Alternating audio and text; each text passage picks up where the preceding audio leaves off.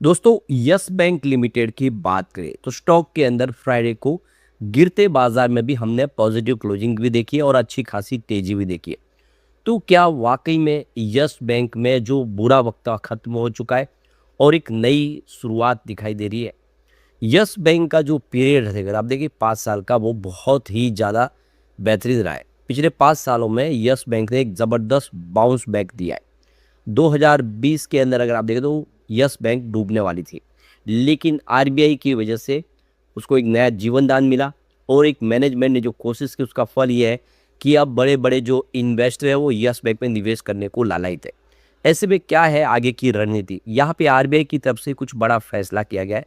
क्या है वो फैसला और उसका क्या असर होगा यस बैंक पे, उसको भी जानेंगे। और यस बैंक की सेहत में आने वाले समय क्या और बेहतर उम्मीद की जा सकती है, समझेंगे इस वीडियो के माध्यम से। लेकिन फ्रेंड्स, उससे पहले अगर आप पहली बार हमारे चैनल पे आए तो चैनल को सब्सक्राइब कर दीजिए, एक बेल आइकॉन दबा दीजिए ताकि जब भी नया वीडियो बने पहला नोटिफिकेशन आपको मिले। वीडियो पसंद आए तो लाइक से जरूर कीजिए।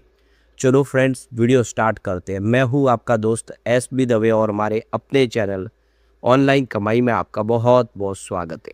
सबसे पहले निफ्टी बैंक की बात कर लें तो 55,310 पर क्लोजिंग थी फ्राइडे को।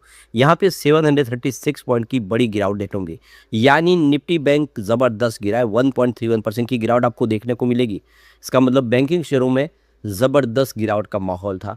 और ऐसे में अगर आप देखें नॉर्मली तो यस बैंक भी गिरता जब इतनी 1.31% की गिरावट थी निफ्टी बैंक में, लेकिन हुआ इसका उलट।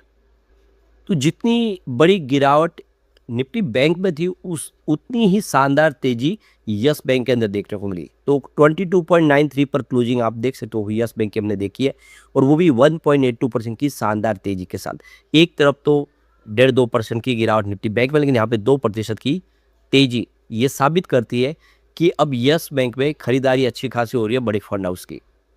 अब यहाँ पे देखिए कि 23.04 इंट्राडे में ऑलरेडी आ चुका है।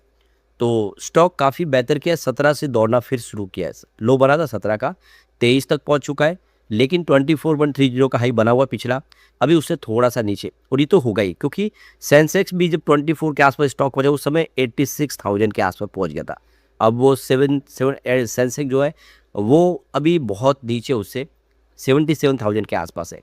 तो सेंसेक्स तो अभी भी 9,000 पॉइंट नीचे है और ये स्टॉक ज़्यादा रिकवर हुआ है। इसका मतलब यस बैंक में वाकई में खरीदारी दिखने लगी है। अब यहाँ पे जो बड़ी अपडेट निकल के आ रही है, भारत की जो बड़ी एक प्राइवेट बैंक यस बैंक, अब देखिए ये टॉप 5 टॉप 6 में शामिल है प्राइवेट सेक्टर की। तो रिजर्व बैंक ऑफ इंडिया ने इसके खिलाफ एक्शन लिया है और इसकी जानकारी बैंक ने एक्सचेंज फाइलिंग में दी है। बैंक ने फ्राइडे को ही 8 बजे को देर शाम एक्सचेंज फाइलिंग में बताया कि आरबीआई ने केवाईसी चूक को लेकर उनके ऊपर जुर्माना ठोक दिया है, यानी केवाईसी के अंदर जो कुछ कमी रहने की वजह से उन पर पेनल्टी लगाई गई है। तो इसका असर सोमवार को हो सकता है देखने को मिले, ये तो पेनल्टी लगाई जिसकी वजह से। इससे पहले यस बैंक ने एक और जो फैसला किया जिसमें उन्होंने 50.89 लाख शेयर नए जारी कर दिए शेयर कर्मचारी योजना में, ESOP स्कीम के तहत उन्हें एलिजिबल एम्प्लॉयज़ को जिन्होंने अपने गोल को अचीव किया है उनको ये शेयर बोनस के रूप में जारी की। तो यस बैंक ने एक्सचेंज को जो बताया उसमें कहा कि उनके ऊपर 31.80 लाख का जुर्माना लगाया गया। तो एक्सचेंज फाइलिंग में बताया कि यस बैंक लिमिटेड को 8 मई 2026 को भारतीय रिजर्व बैंक की तरफ से जो इन्फॉर्मेशन मिली है, सूचना प्राप्त हुई, उसमें कहा गया है कि रिजर्व बैंक ऑफ इंडिया ने 31.80 लाख रुपए का उन पर पेनल्टी लगाई है।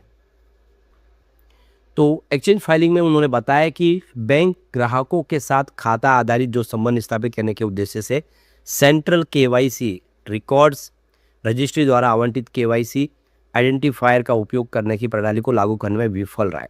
यानी आरबीआई के नियमों के तहत जो केवाईसी की जो प्रणाली लागू करनी थी उसको नहीं किया है, जिसकी वजह से देखें तो काफ़ी बड़ी चूक हो सकती है। जो बैंक के ग्राहक हैं उनको भी नुकसान हो सकता है। तो जो केवाईसी आइडेंटिफायर का जो उपयोग करना था वो नहीं किया, इस प्रणाली का उपयोग नहीं करने की वजह से ही आरबीआई ने ये जुर्माना ठोका है। अब ये देखिए ऐसी कोई बड़ी बात नहीं और ये उतनी बड़ी अमाउंट भी नहीं है, ये तो होते ही रहता है क्योंकि कुछ ना कुछ तो कहीं न्यूज होती है वो निगेटिव पॉजिटिव होती रहती है। सबसे बड़ी बात है यस बैंक में इस समय खरीदारी का दौर जारी है, तो इससे कोई ज़्यादा दबाव की स्थिति नहीं बनेगी और आने वाले समय के लिए यस बैंक बिल्कुल तैयार है। सबसे बड़ी बात है कि इस बार बहुत अच्छा रिजल्ट दिया है और वो ब्रोकेज हाउस जो लगातार कह रहे थे पिछले कई सालों से कि यस बैंक बेच दो, यस बैंक के शेयर में दम नहीं है, वो भी अब यस बैंक को लेकर पॉजिटिव होने लगी है। एक बार यस बैंक के फंडामेंटल भी देख ले तो मार्केट कैप 71,998 करोड़ का आपको देखने को मिलेगा। करंट प्राइस की 22.90 के आसपास है और लो आप देखें तो 17.2 का है 52 वीक का, लेकिन हाई 24.30 का है। स्टॉक अपने 52 वीक के हाई के आसपास पहुंचा है। स्टॉक का पी 20.5 का है जो ठीक ठाक है। बैंकिंग सेक्टर के इन शेयरों के हिसाब से देखें तो 20 का पी रेशियो ठीक ही है और बुक वैल्यू इसकी 16.30 की। ये गौर करने वाली बात है कि ऑलरेडी यस बैंक की जो बुक वैल्यू वही 16 रुपये के आसपास, स्टॉक 22 के आसपास ट्रेड कराए, तो बुक वैल्यू से थोड़ा ही ऊपर है। इसका मतलब ये है कि यहाँ पे गुंजाइश बहुत ज़्यादा है और अभी डिविडेंड कंपनी देती नहीं। यस बैंक आप देखें तो डूबती हुई बैंक थी, अभी स्थिति बदली है। आने वाले में आपको डिविडेंड भी मिलता हुआ दिखाई दे सकता है, लेकिन इसके लिए वेट करना होगा।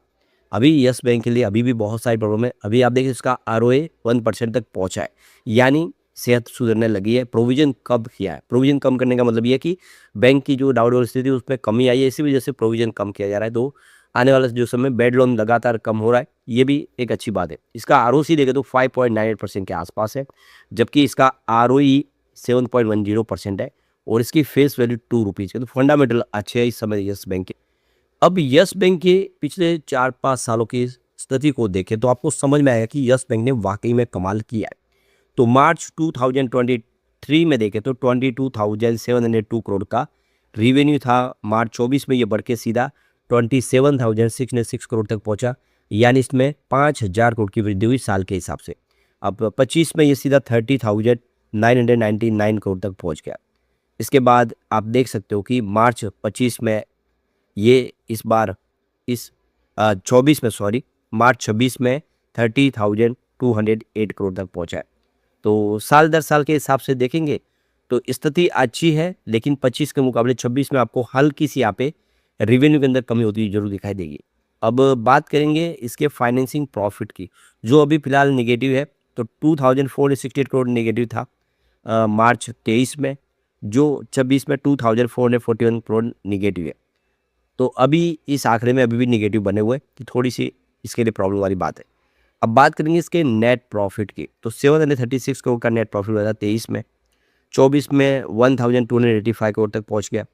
मार्च 2025 में 2,447 करोड़ तक पहुंच गया, जबकि मार्च 2026 में ये सीधा 3,512 करोड़ तक पहुंच गया। यानी आप देख सकते हो कि साल दर साल ज़बरदस्त वृद्धि हुई है। 700 करोड़ का प्रॉफिट 3,500 करोड़ तक पहुंच गया। इसका मतलब यस बैंक की सेहत में सुधार हो रहा है। ये आंकड़े उत्साहवर्धक है।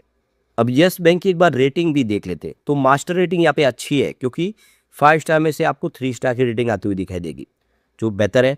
अब EPS स्ट्रेंथ तो इसकी बहुत ही ज़बरदस्त है, क्योंकि 5 स्टार में से 5 स्टार की रेटिंग पूरी मिल रही है। और बायर डिमांड के मामले में भी यस बैंक बहुत अच्छा है, क्योंकि यहाँ पे 5 स्टार में से 4 स्टार की रेटिंग इसको मिलती हुई दिखाई देगी। इसकी प्राइस स्ट्रेंथ भी इस समय काफ़ी अच्छी लग रही है, क्योंकि 5 स्टार में से 3 स्टार की रेटिंग है। एक जगह थोड़ी कमी है, वो है ग्रुप रैंक के मामले में इसकी रेटिंग मात्र 2 है। लेकिन ओवरऑल अगर इस रेटिंग को अगर हम देखेंगे तो ये रेटिंग बहुत अच्छी है, जो इशारा करेगी कि यस बैंक ने बहुत कुछ अचीव कर लिया है, अपने इस खराब माहौल से बाहर निकला है। और जिस तरह से बड़े फंड हाउस खरीदारी कर रहे हैं, FIDI का निवेश हो रहा है, ये इशारा कर रहा है कि यस बैंक में आने वाले जो समय बेहतर होगा और अच्छे दिन आ सकते हैं। लेकिन फ्रेंड्स, कोई भी इन्वेस्टमेंट करने से पहले अपने फाइनेंशियल एडवाइजर से एडवाइस ले ले या अपना खुद का रिसर्च करें, क्योंकि मैंने वीडियो आपके एजुकेशनल पर्पज़ के लिए ही बनाया। वीडियो पसंद आए तो लाइक से जरूर कीजिए और चैनल को सब्सक्राइब कर दीजिए। Thank you friends.